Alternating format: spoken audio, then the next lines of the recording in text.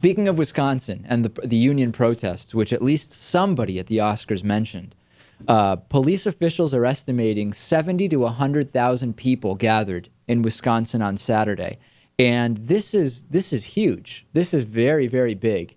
And it's happening in spite of the fact that majority Republicans in the Wisconsin State Assembly abruptly cut off debate and passed Scott Walker's bill shortly after midnight Friday morning. And Senate Democrats, also in the minority, they're still holed up outside of the state. They are denying Republicans the quorum necessary to pass the bill, but people are staying. And what's incredible, I've really been thinking about this because we've had, Lewis, the Egypt protests, Libya, Wisconsin, okay? All very different situations, but presumably they are all individuals acting for what they believe in, right? The conservative media discourse, however, is that Egypt and Libya are positive uprisings, right?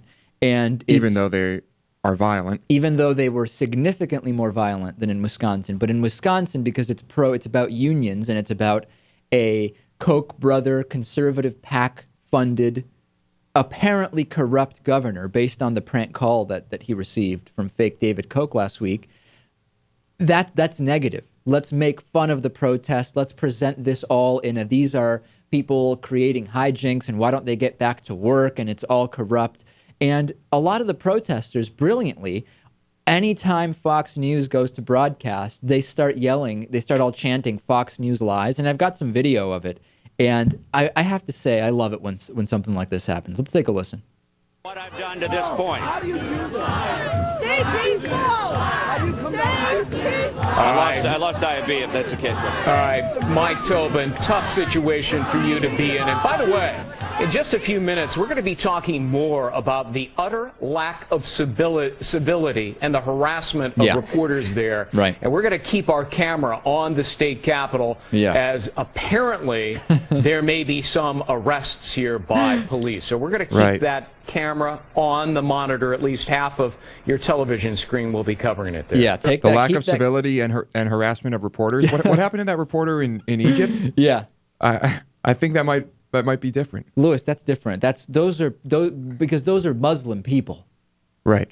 So that's completely different. The Fox News narrative is different when it's Muslims attacking Lara Logan, as opposed to when it's people chanting. But if you say Fox News lies, wow, you've really crossed the line. And every single time, at least a lot of times that they went to Mike Tobin, that was happening. I love that. And, of course, completely nonviolent, no violence at all involved that I saw, and just nothing to speak of. But, of course, let's cast that in a negative light. Let's continue to suppress free speech.